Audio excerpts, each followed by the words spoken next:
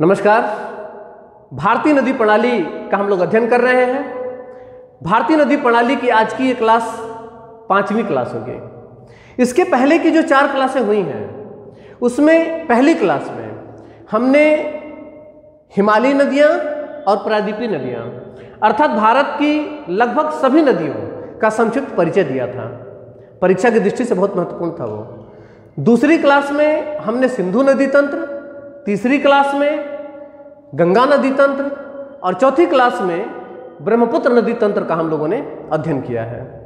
यदि आप लोगों ने वो क्लास नहीं देखी है, भारतीय नदी प्रणाली की चारों क्लासेस अगर आपने अब तक नहीं देखा है तो आप उसे जरूर देख लें, क्योंकि प्रत्येक प्रतियोगी परीक्षा की दृष्टि से भारतीय नदी प्रणाली एक बहुत महत्वपूर्ण टॉपिक होता है और नदियों से ऐसी कोई भी प्रतियोगी परीक्षा नहीं होती जिसमें से सवाल ना बने। आज की इस क्लास में हम लोग प्रायद्वीपीय भारत की जो नदियां हैं इस पर अध्ययन करेंगे। प्रायद्वीपीय भारत की दृष्टि से, प्रायद्वीपीय भारत को समझने की दृष्टि से आज की क्लास और इसके साथ साथ भारतीय नदी प्रणाली और प्रत्येक प्रतियोगी परीक्षा की दृष्टि से आज की क्लास बहुत महत्वपूर्ण क्लास होगी। प्रायद्वीपीय भारत की जो नदियां हैं यहां से बहुत छोटे छोटे सवाल आपकी परीक्षाओं में पूछे जाते हैं। हम लोग ऊपर और बड़ी नदियों का अध्ययन कर लेते हैं। सामान्यतः किसी सामान्य किताब से जो बड़ी बड़ी नदियां हैं जैसे गोदावरी, कृष्णा, कावेरी, ऐसी कुछ सामान्य नदियां, इन पर हम लोग अध्ययन कर लेते हैं, वो भी सामान्यतः। लेकिन अब वहां से सवाल नहीं बनते हैं। अब सवाल नदियों में बहुत छोटे स्थानों से बनते हैं। आज की क्लास में हम लोग प्रायद्वीपीय भारत की जो तमाम नदियां हैं उन सभी नदियों पर क्रमशः अध्ययन करेंगे। प्रायद्वीपीय भारत की नदियों को अध्ययन की दृष्टि से 2 वर्गों में बांटा जाता है, अर्थात वे नदियां जो प्रायद्वीपीय भारत से निकल करके और बंगाल की खाड़ी में अपना मुहाना बनाती हैं, और दूसरी वो जो सह्याद्री से निकल करके और अरब सागर में अपना मुहाना बनाती हैं। इस तरीके से 2 अलग अलग वर्गों में करके हम लोग इसको पढ़ने वाले हैं। ठीक है, आइए प्रारंभ करते हैं। सबसे पहले हमने इसके पहले वाली क्लास में जो भी इसके पहले 3 क्लासेस बेसिकली हुई हैं जिसमें हमने पर्वतीय अर्थात हिमालयी नदियों पर चर्चा की थी। आज हम लोग प्रायद्वीपीय नदियों पर चर्चा करेंगे। ये जान लेना बहुत जरूरी होता है कि हिमालयी नदियों में और प्रायद्वीपीय नदियों में मुख्यतः क्या अंतर पाए जाते हैं। ठीक है, तो हिमालयी नदियां, सबसे पहले हिमालय का जो उत्थान हुआ था, हिमालय का जो निर्माण हुआ है, ये बहुत बाद में हुआ है। ये मुख्यतः जो प्रायद्वीपीय भारत, ये गोंडवाना की चट्टान है और गोंडवाना की चट्टान मुख्यतः अफ्रीका से टूट करके आया था और ये नदियां उस भूखंड पर प्राचीन काल से अर्थात उसके साथ से ही प्रवाहित हो रही थी। इसीलिए हिमालय की नदियों की अपेक्षा प्रायद्वीपीय नदियां अधिक प्राचीन है। अब चूंकि ये अधिक प्राचीन है तो इसलिए इन नदियों ने अपने तल को काट करके समुद्र तल प्राप्त कर लिया है। अर्थात नदियां अपने तल को तब तक काटती हैं जब तक वो समुद्र तल प्राप्त ना कर ले। तो ये नदियां प्राचीन नदियां हैं, इसलिए इन लोगों ने अपने समुद्र तल को प्राप्त कर लिया है। अर्थात नदी पहले अपने तल को काटती है, अर्थात नदी का जो कटान होता है वो सबसे पहले अपने तल को इसको काटती है, इसको अवतलन कहते हैं, और उसके बाद नदियों की चौड़ाई बढ़नी प्रारंभ होती है। नदियां उसके बाद फैलना शुरू करती हैं, अपने किनारों को काटना प्रारंभ करती हैं। अर्थात नदियां का जो कटाव है वो 2 तरीके से होता है। पहले नदी अपने तल को काटती है अर्थात तो गहरी होती है, और बाद में वो चौड़ी होती है। तो जो प्रायद्वीपीय नदियां हैं इन्होंने अपने समुद्र तल को प्राप्त कर लिया है। लेकिन जो हिमालयी नदियां हैं, हिमालयी नदियां चूंकि नवीनतम नदियां हैं इसलिए इन्होंने अभी अपने समुद्र तल को प्राप्त नहीं किया है। ठीक है, प्रायद्वीपीय नदियां मुख्यतः मौसमी नदियां हैं। यहाँ पर भूमिगत जल नहीं पाया जाता है। भूमिगत जल ना पाने के होने के कारण इन नदियों का जो स्रोत है वो ना भूमिगत जल होता है और ना ही यहाँ पर बहुत ऊंचे ऊंचे पर्वत होते हैं, चोटियां होती हैं कि यहाँ पर ग्लेशियर बन पाए। जैसे कि यहाँ पर औसतन जो ऊंचाई है पर्वतों की वो 2600, 3000 अधिकतम हो गया 2600 के आसपास यहाँ पर बनी रहती है। बहुत अधिक इसकी ऊंचाई पर्वतों की नहीं होती है। हिमरेखा सतह से 4500 पर बनता है, 4500 मीटर की ऊंचाई पर हिमरेखा बनता है। तो ये हिमालयी क्षेत्र अर्थात पर्वतीय क्षेत्र में मुख्यतः संभव हो पाता है, क्योंकि अधिक ऊंचाई होने के कारण सतह से जब हम 4500 मीटर की ऊंचाई पर जाते हैं तो जो तापमान है वो 0 हो जाता है और जो भी यहाँ पर सतह है वो बर्फ से ढक जाता है, अर्थात बर्फ पाया जाता है। तो इस वजह से हिमालयी नदियाँ में ग्लेशियर पाए जाते हैं और ग्लेशियर के पिघलने से उन नदियों में जल आता है। तो अर्थात वर्षा के जल से भी और ग्लेशियर से भी हिमालयी नदियाँ जो होती हैं ये वर्ष भर प्रवाहित होती हैं।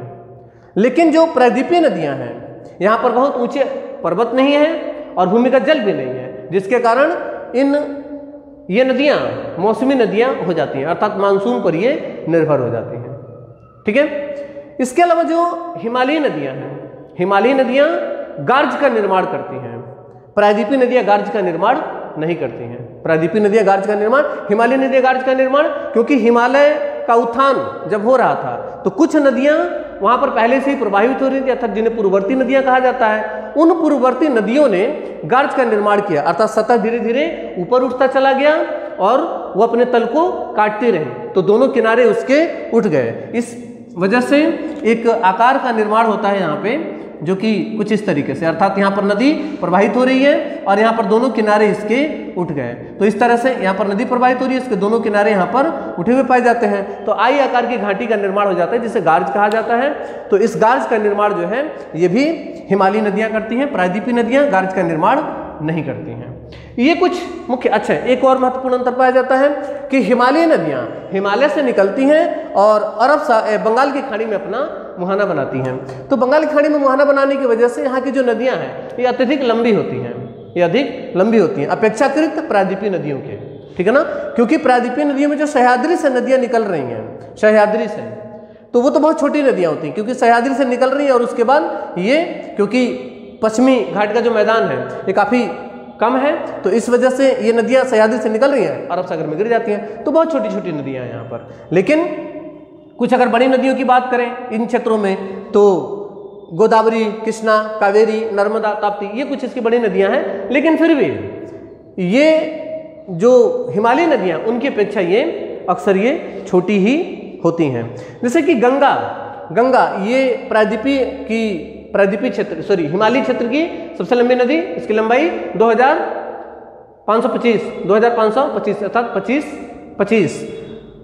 और गोदावरी की लंबाई 1465 प्रायद्वीपीय भारत की सबसे लंबी नदी है गोदावरी नदी, जबकि गंगा हिमालयी क्षेत्र की सबसे बड़ी नदी, इसकी लंबाई 25 है। ठीक है, तो इस तरीके से ये इनकी विशेषताएं बनती है। प्रायद्वीपीय नदियों को मैंने बताया कि अध्ययन की दृष्टि से दो वर्गों में बांटा जा सकता है। पहले प्रायद्वीपीय भारत से निकल करके बंगाल की खाड़ी में गिरने वाली नदियाँ, प्रायद्वीपीय भारत से निकल करके बंगाल की खाड़ी में गिरने वाली नदियाँ, और दूसरी सह्याद्री से निकल करके अरब सागर में गिरने वाली नदियाँ। इसी तरीके से आप लोग हेडिंग बना लेंगे और एक एक नदियों पर हम लोग अध्ययन करते हुए चलेंगे। सबसे पहले उत्तर से दक्षिण की ओर बंगाल की खाड़ी में गिरने वाली नदियां, आप लोग हेडिंग बना लेंगे। बंगाल की खाड़ी में गिरने वाली प्रायद्वीपीय नदियां, हेडिंग बना लेंगे। बंगाल की खाड़ी में गिरने वाली प्रायद्वीपीय नदियां। सबसे पहली नदी है, ऊपर से हम देखना प्रारंभ करेंगे, ये गंगा है। तो गंगा तो हिमालयी नदी है। गंगा की एक वितरिका नदी है, ये हुगली है। ये जो रेड कलर में आपको दिखाई दे रहा है ये हुगली है। ठीक है ना, ये भी गंगा वितरिका नदी है, अर्थात ये भी पर्वतीय क्षेत्र से ही निकली हुई नदी मानी जाएगी। तो यहाँ पे इस स्थान पे छोटा नागपुर का पठार है, यहाँ पर छोटा नागपुर का पठार है। पहले आप समझ विकसित कर लीजिए, यहाँ पर छोटा नागपुर का पठार है। छोटा नागपुर के पठार से कई नदियाँ निकल करके और बंगाल की खाड़ी में अपना मुहाना बनाती हैं। इसमें है दामोदर, स्वर्णरेखा, ब्राह्मणी तथा बैतरणी। ये सभी नदियाँ छोटा नागपुर पठार से निकलती हैं। ठीक है ना, तो सबसे पहले लिख लीजिए दामोदर नदी। दामोदर नदी का उद्गम छोटा नागपुर पठार के झारखंड के पलामू स्थान का नाम है, पलामू का पठार है यहाँ पे, तो झारखंड के पलामू से इसका उद्गम होता है तथा पूर्व की ओर प्रवाहित होते हुए यह नदी हुगली में मिल जाती है। यह नदी हुगली में मिल जाती है। ठीक है, इसकी कुल लंबाई 541 किलोमीटर है। लिखते जाइएगा, प्रत्येक पॉइंट जो भी कुछ बोला जा रहा है उसे आप इसी तरीके से लिखते जाइएगा। नेक्स्ट पॉइंट, धनबाद और दुर्गापुर नगर इसी नदी के किनारे स्थित है। इसके अलावा मैंने बोर्ड पे बहुत सारी चीज़ें लिखी हुई हैं, जो कुछ भी हम बोल रहे हैं उसे आप लिखते जाएंगे, आप इससे भी सहायता ले सकते हैं। यहाँ पर भी मैंने बहुत सारे फैक्ट यहाँ पर लिखे हैं, ठीक है ना। जैसे कि यहाँ पर देखिए दामोदर नदी पर स्थित प्रमुख बांध कौन कौन से हैं, यहाँ से आप देख सकते हैं। पंचेत हिल बांध, तिलैया बांध, कोनार बांध, अय्यर बांध, बरमो, मैथान, ये इसके प्रमुख बांध हैं। बेसिकली भारत में हम लोग जब नदी घाटी परियोजनाएं पढ़ेंगे, नदी घाटी जब परियोजनाएं पढ़ेंगे तो उस समय ये भारत में स्थापित पहली नदी घाटी परियोजना थी। दामोदर नदी घाटी परियोजना की स्थापना 1948 में किया गया था और ये भारत की पहली नदी घाटी परियोजना थी, ठीक है ना। भारत में प्रारंभ में इतने संसाधन नहीं थे और ये चूंकि निचली गंगा का क्षेत्र आता है और यहाँ पर जो ढलान है ये यहाँ पर अधिक है, तो मुख्यतः पश्चिम बंगाल के क्षेत्र में इस नदी की वजह से, क्योंकि ये पठार है और इसका ढाल पूर्व की ओर है, तो यहाँ पर जो भी बारिश होता था उसका सारा पानी पश्चिम बंगाल में आ जाता था, जिससे पश्चिम बंगाल में बाढ़ आ जाती थी। इस नदी को पश्चिम बंगाल का शोक भी कहा जाता था, इस नदी को पश्चिम बंगाल का शोक भी कहा जाता था। इसी तरीके से लिख लीजिएगा कि दामोदर नदी को पश्चिम बंगाल का शोक भी कहा जाता था। अब चूंकि इसमें इसकी वजह से पश्चिम बंगाल में बाढ़ नहीं आते हैं, क्योंकि इस पर ये तमाम बांध, पंचेत हिल बांध, तिलैया बांध, कुल इस पर पंचेत हिल, तिलैया, कोनार, अय्यर, बरमो, मैथान, इस तरीके से तमाम बांध इस पर बना दिए गए, जिसकी वजह से अब पश्चिम बंगाल में नदी की वजह से बाढ़ नहीं आती है। तो ये रहा दामोदर नदी। दामोदर नदी के नीचे आप ये देख पा रहे होंगे स्वर्ण रेखा नदी। स्वर्ण रेखा नदी का जो उद्गम हुआ है, झारखंड की राजधानी रांची से स्वर्ण रेखा नदी का उद्गम होता है। अच्छा, ये जो नदियां हैं इनमें एक सवाल बहुत महत्वपूर्ण बनते हैं कि ये जो नदियां हैं कितने राज्यों में, भारत के कितने राज्यों में प्रवाहित होती हैं। दामोदर में लिख लेंगे कि दामोदर नदी का प्रवाह भारत के 2 राज्यों में हुआ है। दामोदर नदी का प्रवाह भारत के 2 राज्यों में होता है। कौन कौन से? झारखंड से निकल रही है और पश्चिम बंगाल, झारखंड और पश्चिम बंगाल, ठीक है ना। इसी तरीके स्वर्ण रेखा नदी का उद्गम झारखंड से होता है, झारखंड के रांची के समीप से इसका उद्गम होता है और यह नदी झारखंड, पश्चिम बंगाल और उड़ीसा में आकर के अपना मुहाना बनाती है। नदी उड़ीसा में आकर के ये अपना मुहाना बनाती है इस स्थान पर। तो स्वर्ण रेखा नदी भारत के 3 राज्यों में प्रवाहित होती है। प्रत्येक पॉइंट इसी तरीके से आप लिखते जाएंगे। स्वर्ण रेखा नदी भारत के 3 राज्यों में प्रवाहित होती है। कौन कौन से? झारखंड, पश्चिम बंगाल और उड़ीसा। झारखंड, पश्चिम बंगाल और उड़ीसा में ये प्रवाहित होती है, ठीक है। नेक्स्ट पॉइंट, स्वर्ण रेखा नदी कर्क रेखा पर प्रवाहित होने वाली नदी है। स्वर्ण रेखा भारत में कर्क रेखा पर प्रवाहित होती है। इसके एक सबसे जो प्रमुख विशेषता है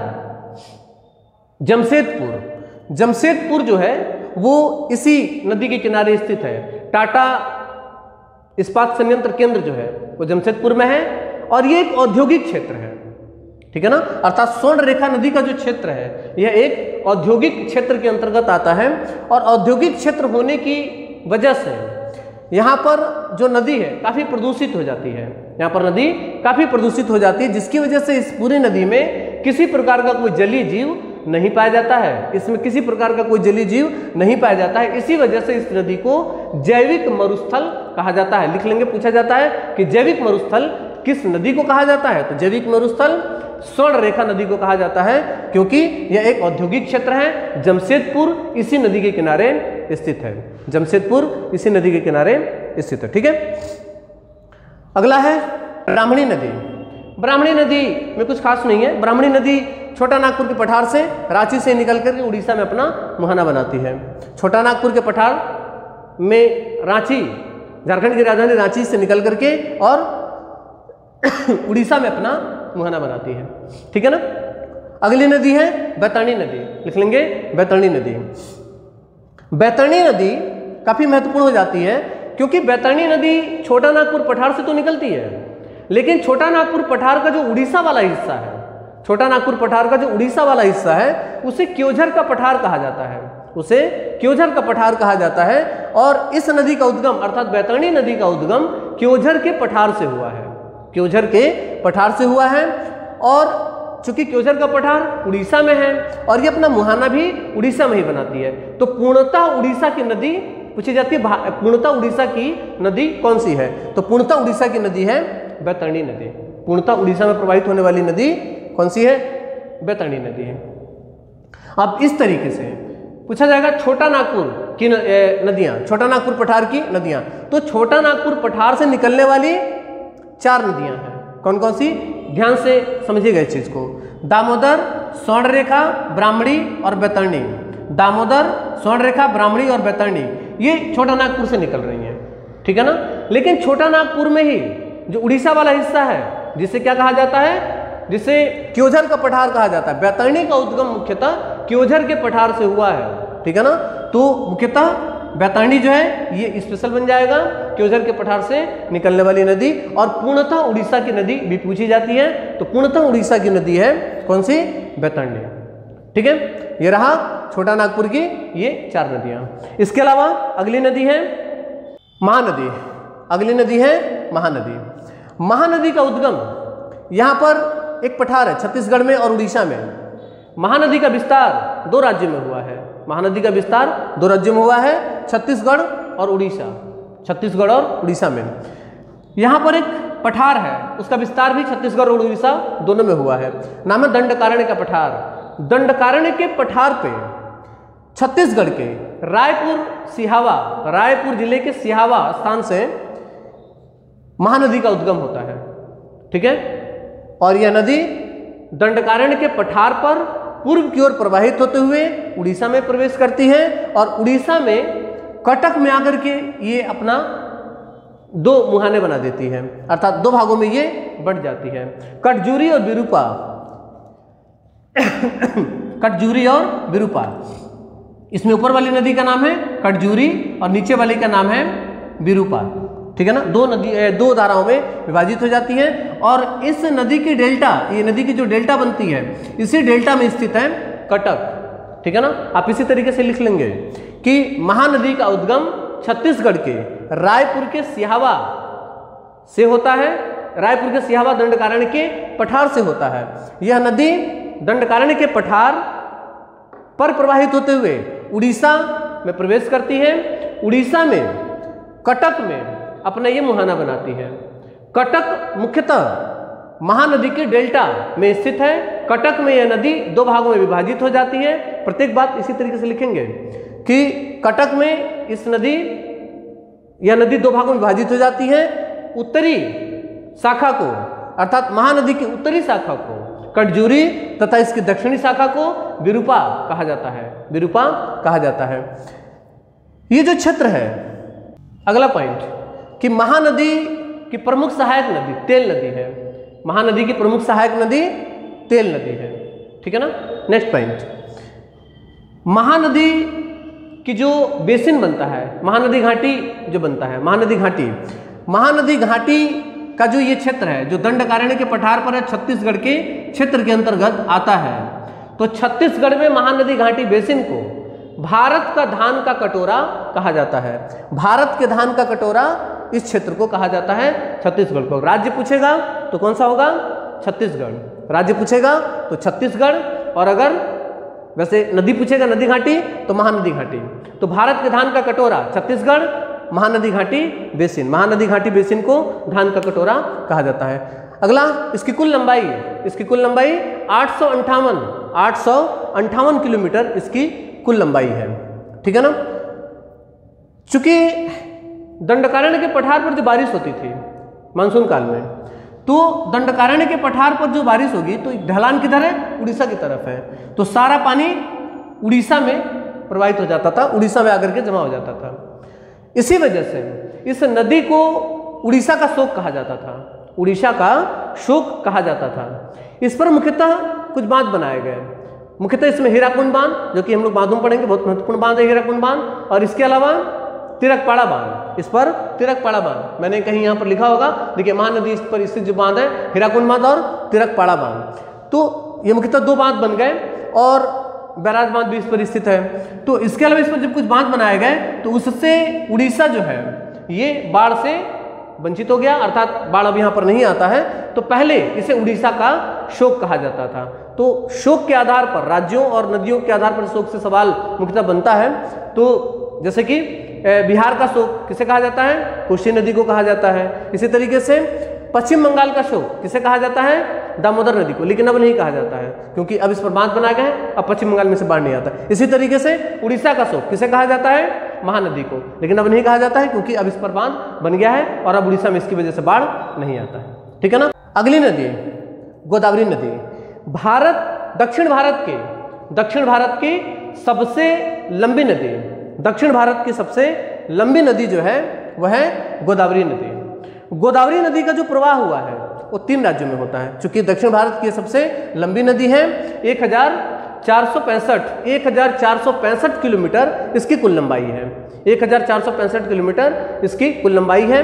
तो इस वजह से ये दक्षिण भारत की सबसे लंबी नदी हो जाती है।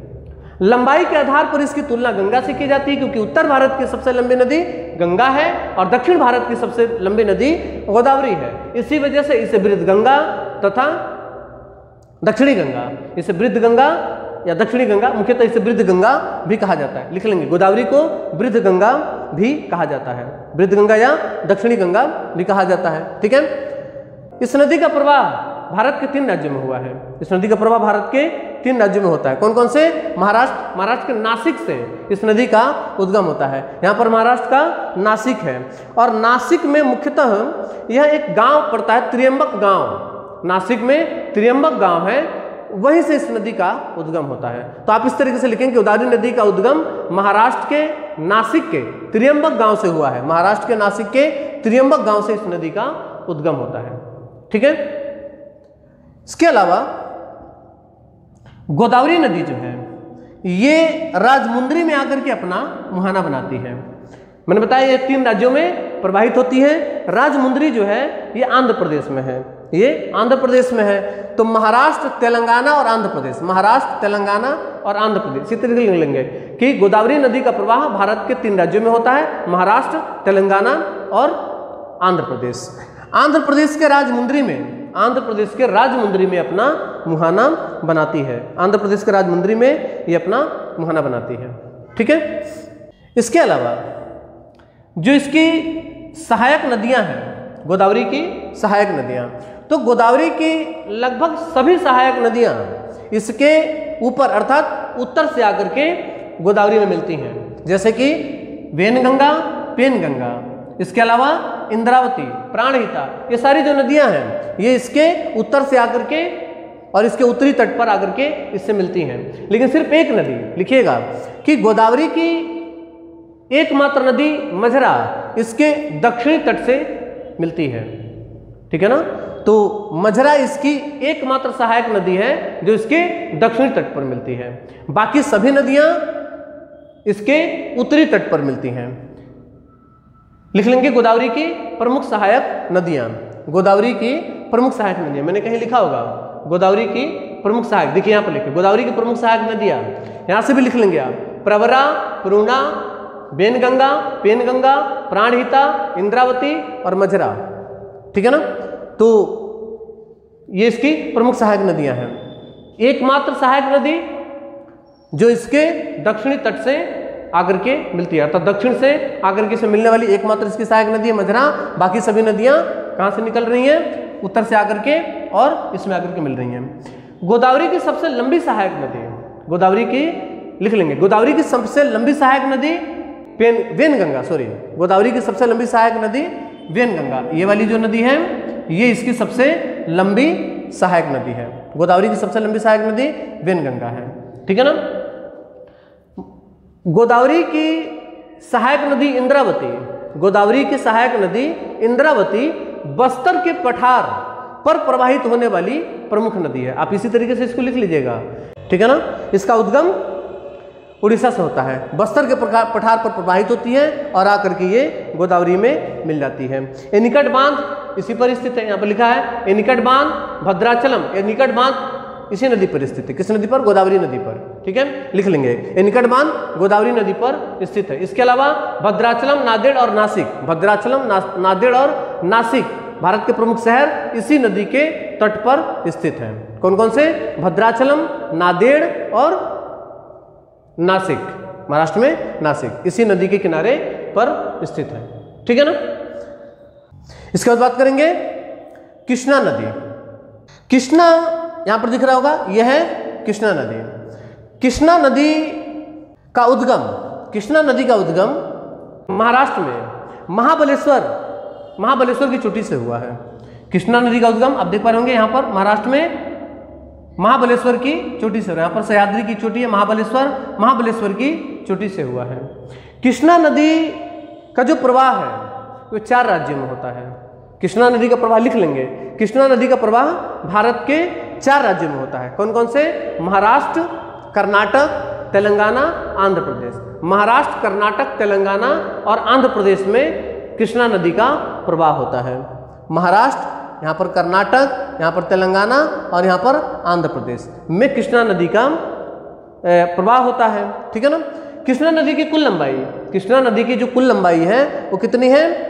1327 किलोमीटर इसकी कुल लंबाई है।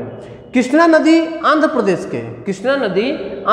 के विजयवाड़ा में, कृष्णा नदी आंध्र प्रदेश के विजयवाड़ा में अपना मुहाना बनाती है। मुख्यतः कृष्णा नदी का मुहाना विजयवाड़ा में बनता है और गोदावरी नदी का मुहाना राजमुंदरी में बनता है। इन दोनों नदियों का डेल्टा वर्तमान में आपस में मिल गया है।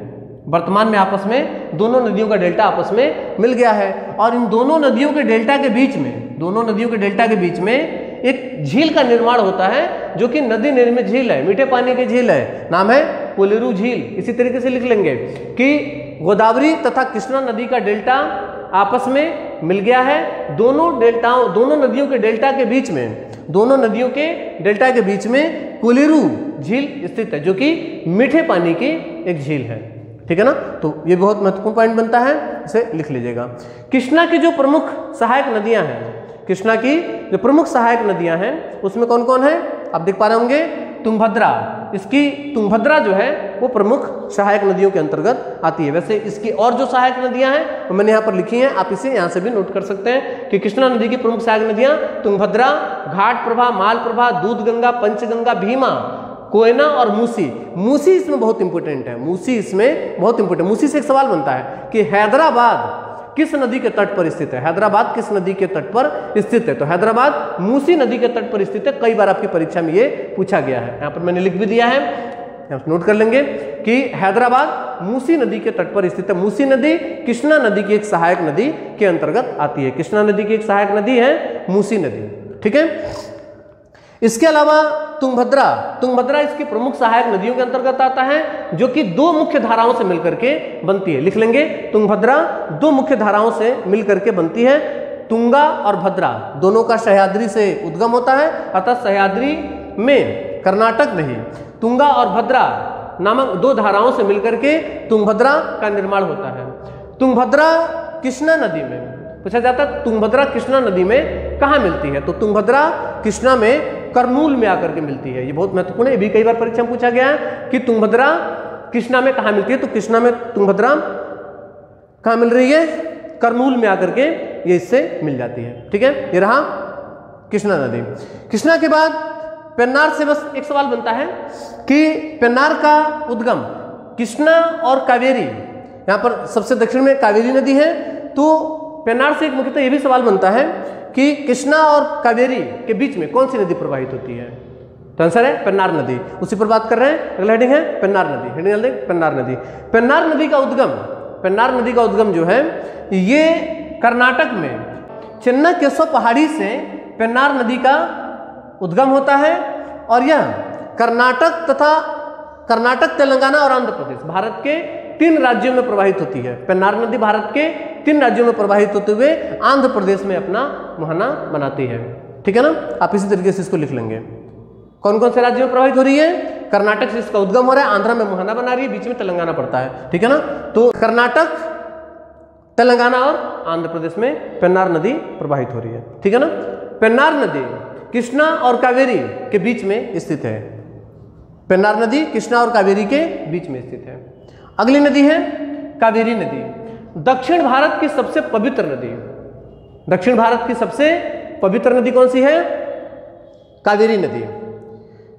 जिस तरीके से हम लोग उत्तर भारत में गंगा की पूजा करते हैं, उसी तरीके से दक्षिण भारत में, दक्षिण भारत के जो लोग हैं वो कावेरी को पूजनीय मानते हैं।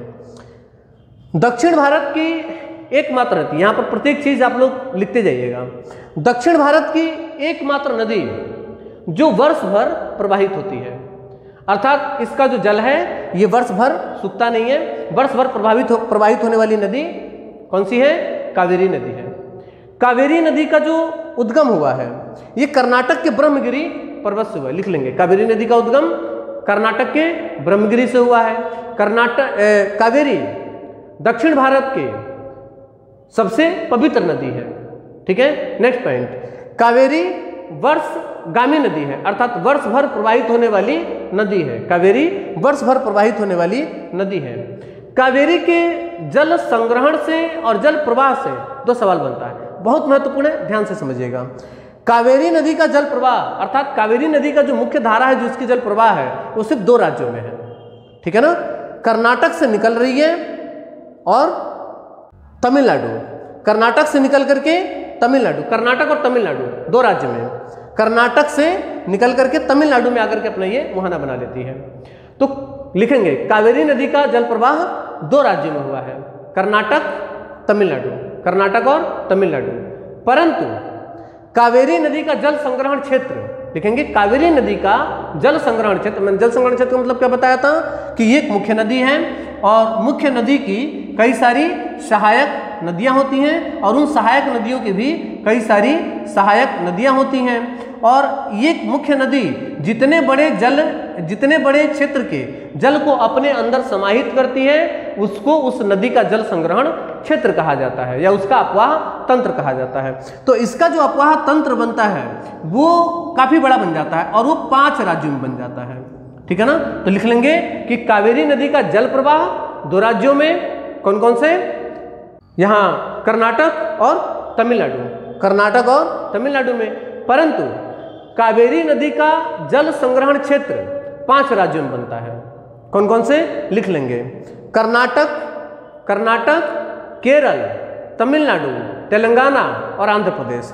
कर्नाटक, केरल, तमिलनाडु, तेलंगाना और आंध्र प्रदेश, तेलंगाना और आंध्र प्रदेश। इन 5 राज्यों में ही कावेरी जल विवाद है। कावेरी जल विवाद एक दक्षिण भारत, पॉलिटी में भी इसको मुख्यतः पूछा जाता है, कावेरी जल विवाद मुख्यतः किन किन राज्यों में है, ये सवाल बनता है। तो कावेरी जल विवाद इन्हीं 5 राज्यों में है। फिर से एक बार सुन लीजिए, कर्नाटक, केरल, तेलंगाना, आंध्र प्रदेश, तमिलनाडु, ठीक है। इन 5 राज्यों में कावेरी जल विवाद है, ठीक है ना। मैंने बताया था कावेरी जो नदी है, कावेरी नदी को तीनों ऋतुओं में से वर्षा मिल जाता है और यही कारण है कि ये वर्षगामी अर्थात वर्ष भर प्रवाहित होने वाली नदियां हो जाती हैं। आपको पता है कि ये मालाबार तट है केरल का, तो केरल के मालाबार तट से जब मानसून काल में बारिश आता है, मानसून जब आकर के केरल के मालाबार तट से टकराता है, तो केरल का जो उत्तरी हिस्सा है, केरल का जो पश्चिमी हिस्सा है, उसमें इसे जल मिल जाता है, ठीक है ना। ये इसका जो तट है ये कोरोमंडल तट पर है, अर्थात इसका जो पूर्वी हिस्सा है ये कोरोमंडल तट पर है और शीत ऋतु में कोरोमंडल तट पर वर्षा होती है। तो निचले कावेरी क्षेत्र में शीत ऋतु में भी इस पर वर्षा हो जाती है। इसके अलावा जब ITCZ, हम लोग ये सारी चीजें मानसून काल में विस्तृत तौर पर पढ़ेंगे, जो मानसून वाला पढ़ेंगे अध्याय उसमें हम लोग इसको ठीक से पढ़ेंगे, ठीक है ना। तो जब ITCZ ऊपर चढ़ता है तो भी इस क्षेत्र में बारिश होती है, ठीक है ना। तो कावेरी को मुख्यतः मानसून काल में भी, शीत ऋतु में भी और बीच का जो मौसम है अर्थात जून जुलाई अप्रैल मई जून वाला, उसमें भी यहाँ पर बारिश हो जा रही है। तो इस वजह से ये वर्ष भर प्रवाहित होने वाली नदी है। महत्वपूर्ण पॉइंट लिख लीजिएगा, कावेरी नदी घाटी को दक्षिण भारत के धान का कटोरा कहा जाता है, ठीक है ना।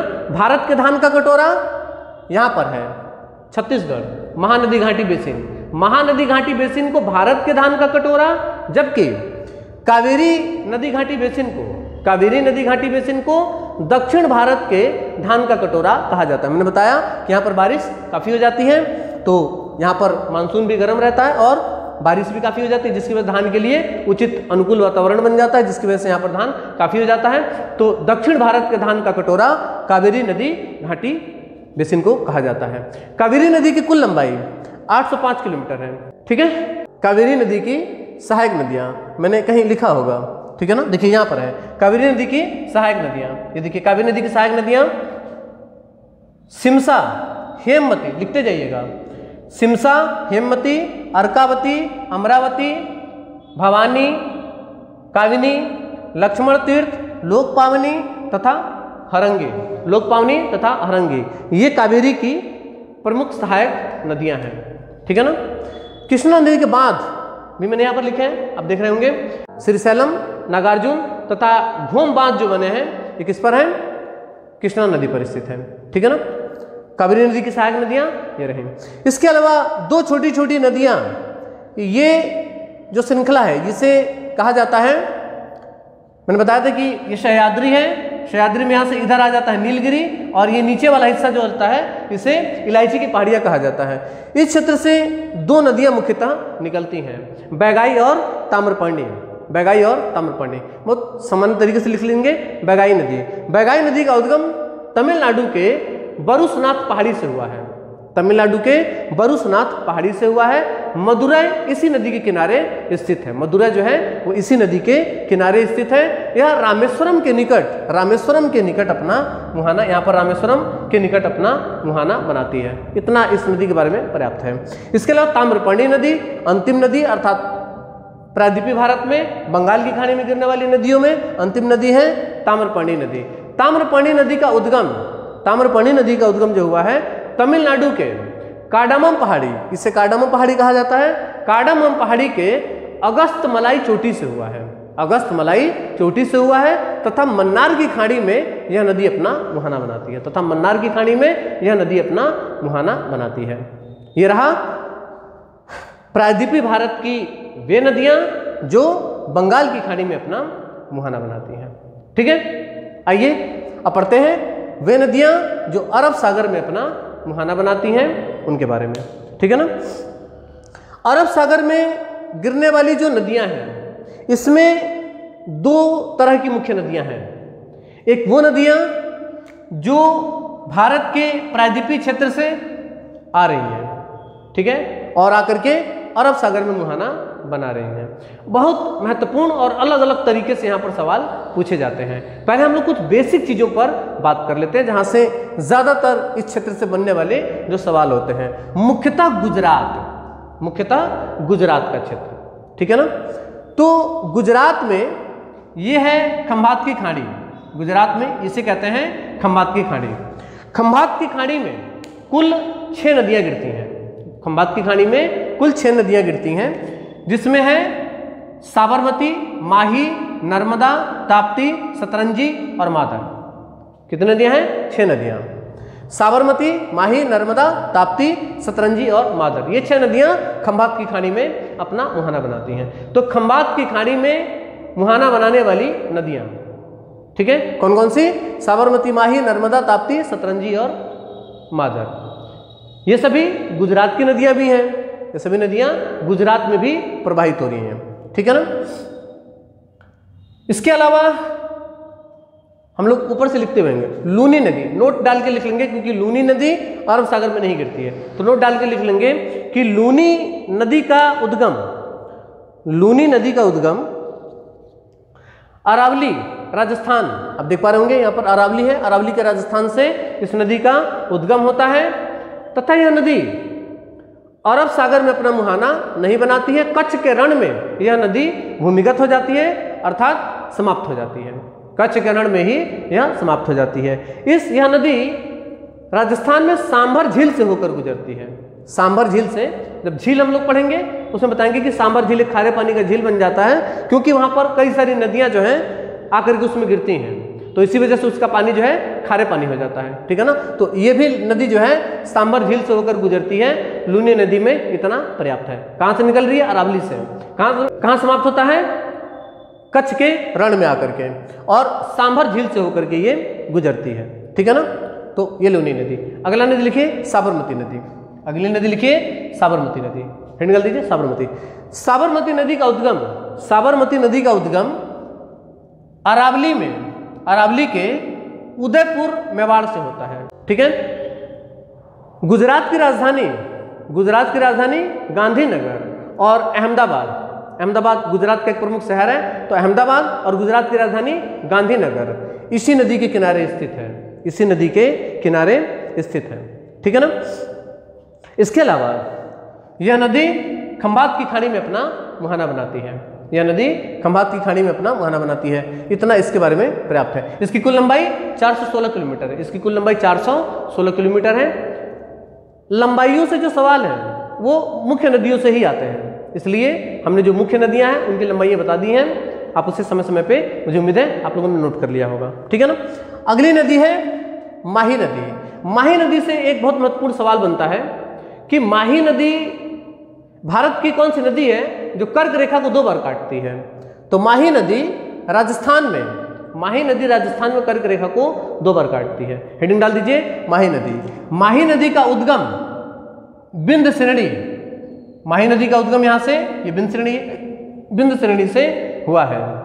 माही नदी का जो प्रवाह है वो 3 राज्यों में होता है, मध्य प्रदेश, राजस्थान, गुजरात। मध्य प्रदेश, राजस्थान और गुजरात में इस नदी का प्रवाह हो रहा है। साबरमती का प्रवाह 2 राज्यों में हुआ, राजस्थान और गुजरात, राजस्थान और गुजरात। साबरमती का लूनी का भी 2 राज्यों में प्रवाह होता है, राजस्थान और गुजरात में।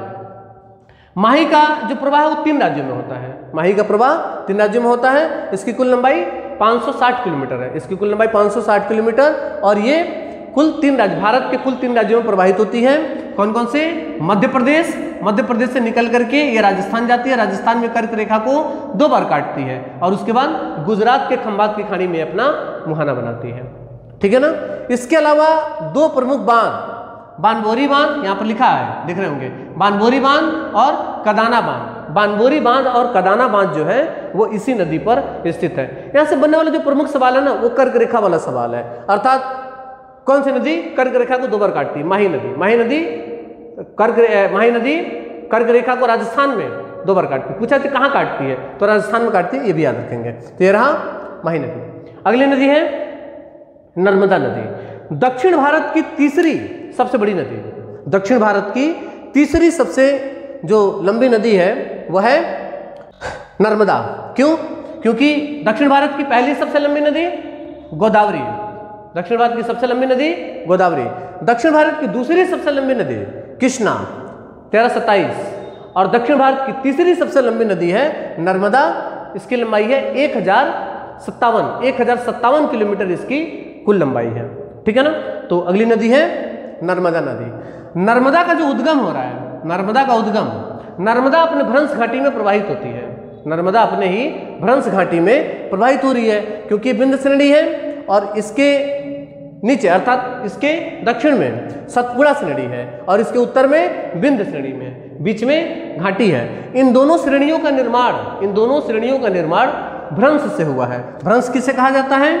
ये सतह है, और सतह जब नीचे धंस जाएगा, यहाँ पर सतह नीचे धंस जाएगा, तो यहाँ पर खड़ा व्यक्ति जो होगा इसके लिए यह स्थान भी पर्वत जैसा दिखाई देगा और यह स्थान भी पर्वत जैसा दिखाई देगा, और यहाँ पर ये चूंकि घाटी नुमा आकार बन जाएगा, इसी को हम कहते हैं भ्रंश। यहाँ से नदी प्रवाहित होती है, नाम है नर्मदा। तो नर्मदा के दोनों तरफ, इधर हो गया बिंद श्रेणी और इधर हो गया सतपुड़ा श्रेणी। ठीक है ना। तो इस तरीके से नर्मदा का प्रवाह होता है, और इसी तरीके से एक और भ्रंश आगे बनता है जिसमें से ताप्ती प्रवाहित हो रही, क्योंकि यहाँ सतपुड़ा है और इसके नीचे अजंता श्रेणी है। जो प्रायद्वीपीय भारत के पर्वत वाला जो चैप्टर है उसको आप एक बार आप लोग देख लीजिएगा, वो क्लास हमने पहले करा दी है, उसे आप लोग एक बार देख लीजिएगा। ठीक है ना। तो इस तरीके से नर्मदा का जो उद्गम हो रहा है बिंद श्रेणी में, अमरकंटक की पहाड़ी अर्थात बिंद श्रेणी की सबसे ऊंची चोटी, बिंद श्रेणी की सबसे ऊंची चोटी अमरकंटक से इसका उद्गम होता है। यह नदी नर्मदा भ्रंश घाटी में प्रवाहित होते हुए और पश्चिम में प्रवाहित होते हुए, नर्मदा भ्रंश घाटी में पश्चिम की ओर प्रवाहित होते हुए खंभात की खाड़ी में अपना मुहाना बनाती है, खंभात की खाड़ी में अपना ये मुहाना बनाती है। ठीक है ना। नेक्स्ट पॉइंट, अरब सागर में गिरने वाली भारत की सबसे लंबी नदी, अरब सागर में गिरने वाली भारत की सबसे लंबी नदी नर्मदा है। ठीक है ना। दक्षिण भारत की तीसरी सबसे लंबी नदी नर्मदा है। ठीक है ना। अरब सागर में गिरने वाली भारत की सबसे लंबी नदी नर्मदा है। ठीक है। नर्मदा अपने ही भ्रंश घाटी में पश्चिम की ओर प्रवाहित होते हुए खंभात की खाड़ी में भड़ौच में, गुजरात के भड़ौच में, यहाँ पर भड़ौच शहर है, यहाँ पर आकर के अपना मुहाना बनाती है। ठीक है। नर्मदा भारत के 3 राज्यों में प्रवाहित होती है। नर्मदा सबसे अधिक मध्य प्रदेश में प्रवाहित होती है। मध्य प्रदेश के अलावा थोड़ा सा ये महाराष्ट्र 2%, अगर 100% में इसको बांट दें तो थोड़ा सा ये महाराष्ट्र में और उसके बाद ये गुजरात में। तो लिख लेंगे नर्मदा भारत के 3 राज्यों में प्रवाहित होती है। कौन कौन से? मध्य प्रदेश, महाराष्ट्र, गुजरात। मध्य प्रदेश, महाराष्ट्र, गुजरात में प्रवाहित होने वाली नदी है कौन सी? नर्मदा। ठीक है। नर्मदा के कई सारे नाम हैं। नर्मदा को कई अन्य नामों से भी जाना जाता है। नर्मदा यहाँ पर देखिए लिखा है, नर्मदा को अन्य नामों से, इसका एक नाम है मेकल, सूता, शंकरी और रेवा। ठीक है। रेवा। इस पर जो प्रमुख बांध बनाए गए हैं, इस पर नर्मदा पर जो प्रमुख बांध हैं, यहां से एक बहुत महत्वपूर्ण सवाल पूछा जाता है। मुख्यतः रानीपुर बांध जो है ये परीक्षा की दृष्टि से बहुत महत्वपूर्ण है। रानीपुर बांध जो है ये परीक्षा की दृष्टि से ज्यादा महत्वपूर्ण है, क्योंकि महेश्वर बांध, इंदिरा सागर बांध, ओंकारेश्वर बांध, सरदार सरोवर बांध, ये सभी जो बांध है, महेश्वर बांध, इंदिरा सागर बांध, सरदार सरोवर बांध, ओंकारेश्वर बांध, ये सभी बांध जो हैं ये नर्मदा नदी पर स्थित है। नर्मदा नदी पर ही स्थित है। लेकिन इसी पर एक बांध है, इसका नाम है रानीपुर बांध। रानीपुर बांध तवा नदी पर स्थित है और तवा नदी नर्मदा नदी की सहायक नदी है। ठीक है ना। तो अगर कभी ऑप्शन में जैसे सवाल परीक्षा में आया कि रानीपुर बांध किस नदी पर स्थित है और उसमें तवा नदी नहीं है, उसमें तवा नदी ऑप्शन में नहीं है, तो आंसर होगा नर्मदा नदी। ठीक है ना। वैसे ये मुख्य रूप से तवा नदी पर स्थित है जो कि नर्मदा की प्रमुख सहायक नदी है। तो इसके जो प्रमुख बांध है वो कौन कौन से हैं? नर्मदा की प्रमुख बांध कौन कौन से? महेश्वर, इंदिरा सागर बांध, ओंकारेश्वर बांध तथा सरदार सरोवर बांध। इसी सरदार सरोवर बांध के पास ही जो सरदार वल्लभ भाई पटेल की जो मूर्ति लगाई गई है, स्टैच्यू ऑफ यूनिटी जो बनाया गया है वो यहीं पर बनाया गया है। ठीक है ना। तो इस पर ये प्रमुख बांध है तथा लिख लीजिएगा, तथा तवा नदी पर रानीपुर बांध स्थित है जो कि नर्मदा की प्रमुख सहायक नदी है। इसके अलावा नर्मदा नदी यहां पर ये जब प्रवाहित होती है तो ये इस तरीके से, ये समझिएगा इसको, यहां पे मैंने कहा अपने ही भ्रंश घाटी में प्रवाहित होती है। ये प्रायद्वीपीय क्षेत्र है तो यहां पर ये इस तरीके से चलती है। यहां पर जो ढलान है वो कुछ इस तरीके से है। तो मध्य प्रदेश में एक स्थान है भेड़ाघाट। स्थान है भेड़ाघाट। भेड़ाघाट में ये बिंदक्रम की श्रृंखलाएं हैं। बिंदक्रम की श्रृंखलाओं में मुख्यतः संगमरमर पाया जाता है। यहाँ पर संगमरमर की चट्टानें होती हैं। तो ये मुख्यतः ये चट्टान है और ये चट्टान जो है किस चीज की है? संगमरमर की है। और यहाँ पर ये नदी इस तरीके से गिर रही है, अर्थात ये जो पीछे क्षेत्र बन रहा है ये किसकी है? संगमरमर का है। और ये जो क्षेत्र, ये जल यहाँ पर पानी इस तरीके से यहाँ पर ये गिर रहा है, तो इस वजह से काफी खूबसूरत नज़ारा होता है। पीछे सफेद रंग का संगमरमर और उसके ऊपर से पानी ऐसे गिर रहा है। तो यहाँ पर एक जलप्रपात बनता है, यहाँ पर एक जलप्रपात बनता है, नाम है धुआंधार जलप्रपात। अब उसका नाम बदल करके कर दिया गया है कपिल धारा जलप्रपात। कपिल धारा जलप्रपात जो है नर्मदा नदी पर स्थित है। कपिल धारा जलप्रपात नर्मदा नदी पर ही स्थित है।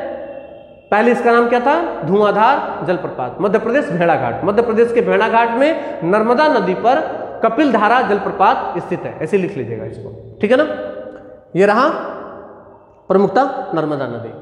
नर्मदा के बाद अगली नदी है ताप्ती नदी। नर्मदा के बाद अगली नदी है ताप्ती नदी। ताप्ती जो नदी है ये मुख्यतः मध्य प्रदेश के बैकुल पहाड़ी, मध्य प्रदेश के महादेव में बैकुल पहाड़ी मुल्ताई नगर से हुआ है। सतपुड़ा में बीच वाले को महादेव कहते हैं और यहीं पर एक पहाड़ी है बैतूल पहाड़ी। बैतूल पहाड़ी मुल्ताई नगर में स्थित है। तो लिखेंगे कि ताप्ती नदी का उद्गम मध्य प्रदेश के मुल्ताई नगर के, महादेव पहाड़ी के, बैतूल के पठार से हुआ है। बैतूल के पठार या बैतूल की पहाड़ी से हुआ है, ठीक है ना।